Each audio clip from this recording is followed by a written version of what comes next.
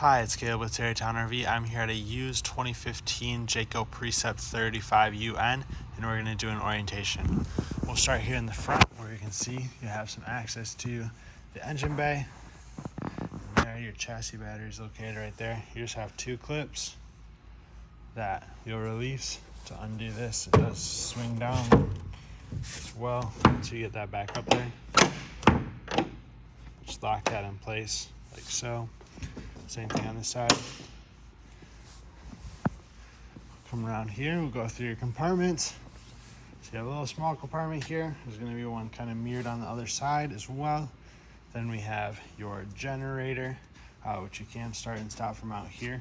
If you remove this cover, it's a little difficult to do with just one hand, but pop that off like so. And then you have your controls right over here. You'll first want to prime it, hold that down, that red light will come on, and then you hold down the start button on that to start and stop it. You do also have your oil dipstick right here, which is also where you'll fill from. It's on there really tight.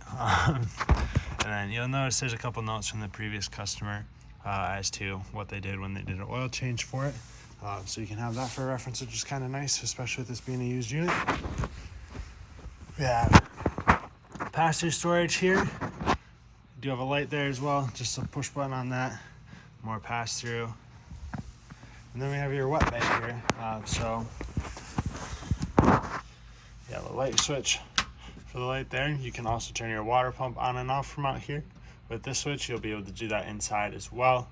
You have an input for cable and satellite in the corner, so if you're staying at a campground that has cable hookup, or if you have a portable satellite dish, that's where you hook that coax up to. You have your outdoor shower, hot and cold water with the shower head. You'll see down in the corner there you have a canister where you can put a water filter, spot for paper towel, black tank flush, which we'll cover in just a second, and then you have your freshwater inlet, which is where you'll any water inputs will go through. And then you have two valves here with this diagram, which we'll go through. So if you are hooked up to city water, so you're going to run city water full time, you'll turn your valves to 2 and 6. This first valve here corresponds to 1, 2, 3. Second valve is 4, 5, and 6. So you'll turn it to 2, like so, and 6. Hook your hose up to here, turn it on, and that'll be your water pressure for you. You already have the elbow on there, which is really nice because you can run your hose up through the bottom of the compartment here. That way it doesn't just kink your hose when you go up there. If you're gonna fill your freshwater tank, you'll go to 1 and 6 city fill tank. Once again, hook your water up here, and that's gonna fill your freshwater tank. And then to use the water in your tank, you'll go to normal, which is 3 and 5. So 3 and 5. Turn your water pump on, and that'll allow you to use the water in your tank. Then you'll notice there's country fill right here. So that is gonna, if you have like a jug of water or something you want to put in your freshwater tank, with it being a pressurized fill, you don't have the option to just dump that water in the tank. So you use country fill, you'll turn it to 1 and 4. Put a hose in here, the other end will go into that jug of water, turn your water pump on, and that's going to allow you to fill the tank that way. And then for sanitizing and winterizing your water lines, you'll go to 2 and 4. Hook a hose up to here, the other end goes into your antifreeze or sanitizing solution, and you can turn your pump on to run to draw that antifreeze or sanitizing solution into the unit. And then if you want to sanitize your freshwater tank, you'll go to 1 and 4. Once again, hook up to here, the other end goes into your sanitizing solution, and that will, when you turn your pump on, will go into your freshwater tank. And then for the black tank flush, you'll use that when you drain your holding tanks, which are back here. So you have your two pull handles there, one on the left, one on the right. The one on the left is your black tank. It's got a black handle. The one on the right is your gray tank. It's got a gray handle. When you go to drain these, hook your sewer hose up first, then you'll pull your black tank, let that drain out. Once that is done, pull your gray tank handle on the right. That gray dirty singing shower water will help to rinse out the black toilet water from the end of your drain there and from your sewer hose. Once the gray tank is done draining, you'll close that, leave your black tank open, and you'll come here and use your black tank flush. So hook a hose up to it, and that'll spray directly into your black tank. Rinse it out and help to clean off your sensors in there. That way you can get more accurate readings on your monitor panel. I would run water through there for 10 or 15 minutes or so that can get pretty thorough cleaning. And then turn your water off there. Come back over here, close your slide valves, put your sewer cap on, and you're all set there. And you can store your sewer hose in this little compartment right here. You do also have a couple low point drains in the bottom of your wet bay here. You'll open those up to drain your water out of your lines like they are now. And then when you're ready to use them, just close them up. You have your fuel fill here, and then your 50 amp power cord that just pulls out of there. You can run this through the floor here as well. Get that out of the way. That way you can close your compartment door over top of that still. Then back here you have your big pass-through storage with the big baggage drawers here with the slam latches. So lots of storage space back here, which is super handy. You have a hitch receiver and 7-way on the back. You can also see your backup camera there, which will be displayed on the dash. Other side of that pass-through, and then a little smaller compartment right here. And then we have your house batteries, your hydraulic pump for the leveling system and hydraulic fluid fill, and then your propane tank there at the bottom. So for this, all you have to do is open and close your valve here. To the right is going to close it, to the left is going to open it. This will be a little monitor gauge for that so you can see how full it is. And this will be where you fill it from, and then you have a bleeder valve right here. This is your furnace exhaust. It's going to blow out hot air when you run your furnace from right here.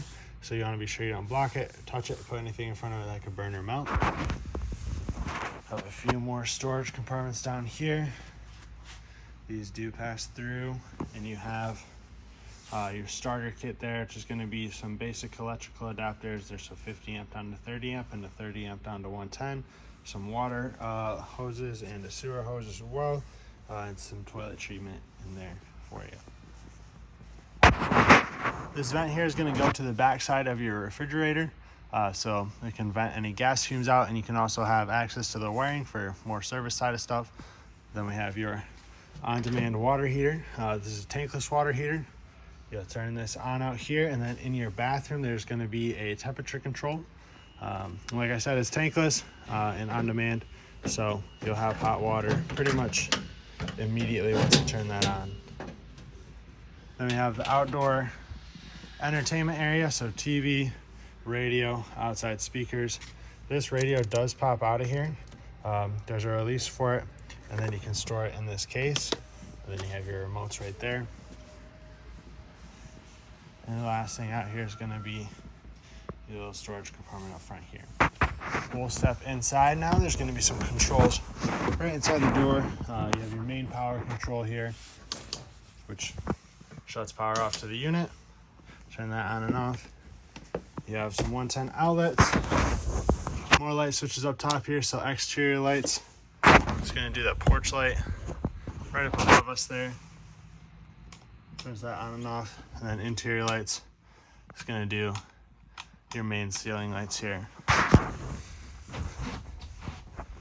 A few more light switches over here for the other ceiling lights.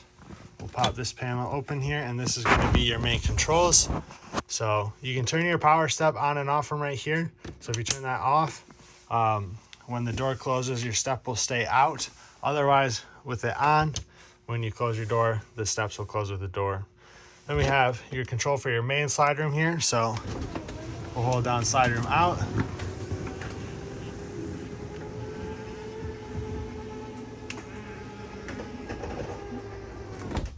And that's fully extended. You also have your awning controls and awning light here. So hold down awning out to run it out, in to run it in. Pretty straightforward. You can turn your inverter on and off here. That inverter is going to take 12-volt power from your batteries and invert it to 110, so you can run some outlets in here off your batteries. You also have your monitor panel here for your holding tank, so for your battery and your battery. So battery, fresh, black, or gray, you'll just push the button and it'll light up to what level it's at. And you can also turn your water pump on and off from in here. You have your generator control here at the bottom. So this is where you'll start and stop it from inside. Once again, you'll hold down stop prime to prime it. That red light comes on there, and then you'll hold down start to start it. You can also have auto gen settings on here, so you can have it turn on at a certain time, or if your battery gets to a certain voltage, you can kick that, have that set so that your generator turns on to charge that up. Another light switch here for the hallway, and then we have your thermostat. So at the bottom, you can choose your fan mode between on and auto. I recommend you just have it on auto. That way it shuts off once it reaches its set temperature. Then you'll choose between AC and heat here. So this will be the furnace and your roof air conditioner right there. Then you can choose your fan speed, low and high. Set your temperature here with the switch there, or with the arrows. It also will display the zone temperature. And if we step back a little bit further, we'll have our two controls for the rear two slides. So dresser slide out, that'll be right here.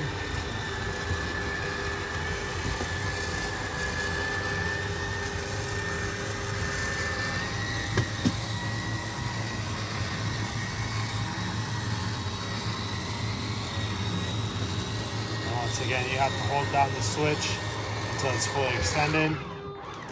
You'll hear the motors kind of wind down once it's fully extended there. They'll do the same thing once it's fully retracted. Then we'll do the bed slide here. Hold down out. That is going to slide that out.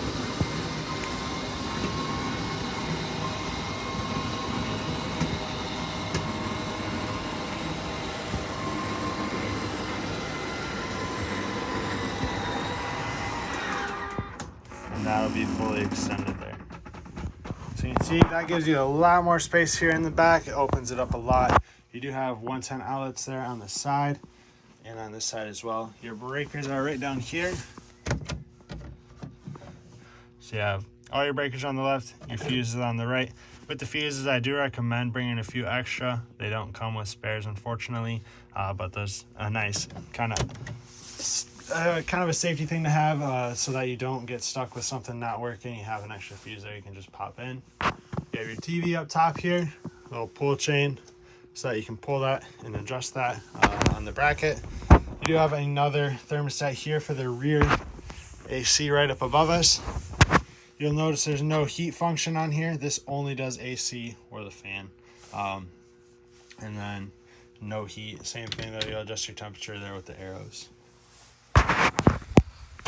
We'll step into the bathroom. So you have your corner shower here with the skylight and light above it. Travel lock on here as well. So if you push this all the way down, you'll hear it and feel it kind of click into place. And you do have magnet strips there in the middle to secure the doors as well. You have toilet with the foot pedal flush. Halfway down brings water into the bowl. All the way down will flush that into your holding tanks. 110 resettable outlets. Control for your ceiling with the fan right up top here. Switch for your water pump once again. You have tank heaters on here, so that's a heating pad that goes onto your holding tanks. It's going to keep them from freezing in the late season. So tied into your 12-volt system, you just flip the switch on there, and that'll activate that. You have two light switches, and then the temperature controller here for the water heater. You can see labeled low and high, so the further you turn that to the right, the hotter that's going to get.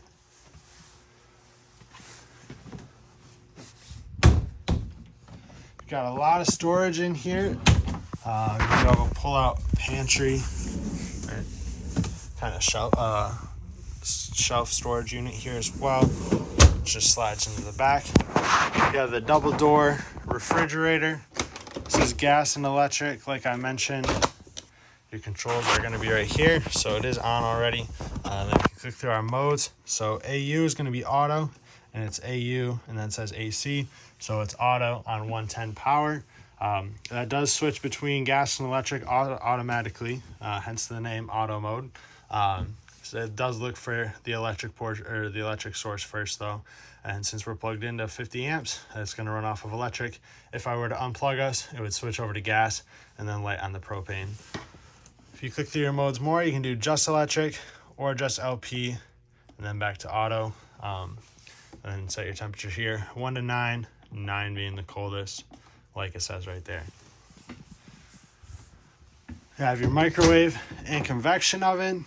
So you have your options there for that. And then your cooktop here. Just like that. This cover just folds up into the back there. To light this, turn it to light. Turn your igniter to the right until the burner is lit. Sometimes it takes a few more turns with the igniter there and you have to wait for gas to get through the lines. But that's what you'll do for those. And then when you close this, you got to pick up on it and pull towards you. If you just pull towards you, it's going to bend the hinges back there. Lots of cabinetry and storage underneath here as well. You have a DVD player there for the TV, which is built into the back there. That's on a televator. You have the control for that right here. Hold that down and that's going to lift that up.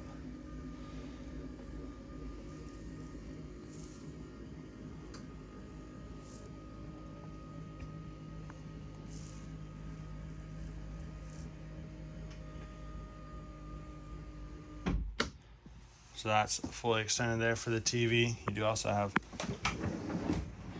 a pull-out peninsula there with the drawers in it as well, which are pretty deep.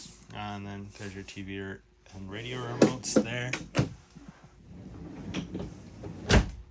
Close that back there. You have your U-shaped dinette. This does turn into a bed. That's what that extra cushion there is for. So you can take your tabletop off of the leg here. You just loosen up that set screw there, set bolt. You'll take your tabletop, you'll set it around the edges there, and you'll take the middle cushion and set it on top, and that'll be an extra bed for guests. You do also have your big couch here, which these rear cushions just remove. They are tied together in the middle. So take them, move them out of the way.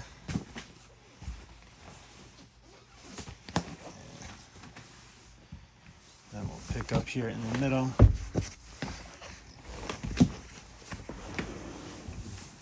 Pick up and pull out. And that will set down.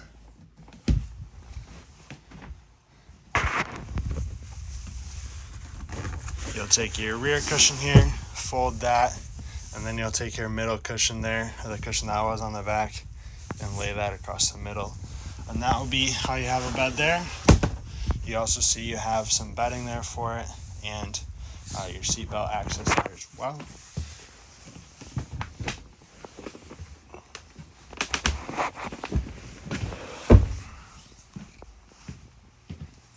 Now we'll put these rear cushions back here. It's a lot easier than I'm making it look. I'm trying to do it with just one hand here, so it'll go a lot more smooth if you have both your hands free. And then you have your drop down bunk up front here. You have the safety clip on it. Release that, and then you'll turn this into the on position, and you can lower that down, and you have your bed up front. Just be aware of your seat locations there. Sometimes you have to lower the seats a little bit so that it clears. But you do have a little safety rail for both sides. You just kind of pop down in the little nook there. That way you don't roll off the edge. And a light switch as well. I just hold down up, and that's gonna run that back up, and then we'll click that back into place.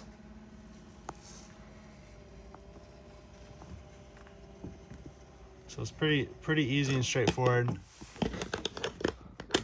Put the seatbelt back in. We'll turn that key to the off position. That's not going to allow you to run the buttons anymore. Same thing with that safety clip. And then up front here, you have your antenna for the TV to raise and lower that. You'll notice you have this little safety tag that you can put up on there to remind yourself when the antenna is up. So you'll see the instructions on there. Crank it to the right to open it, crank it to the left to close it. You also see this little triangular tab here, matches up to another piece on the bottom there, and that's going to be your travel position. So you want those to line up for travel. You'll crank it all the way down. When you crank it up, then you can pull this and you can rotate that so that you can fine tune your channels there. We'll secure that back in place there though. Then up front you have your two captain's chairs. Those do rotate, so they'll face the living area. You have a little sliding tray here, 110 outlet back there as well, and a 12-volt plug. You have on the left side here your leveling system. So you'll turn this on and off. You do have to have the ignition on for that.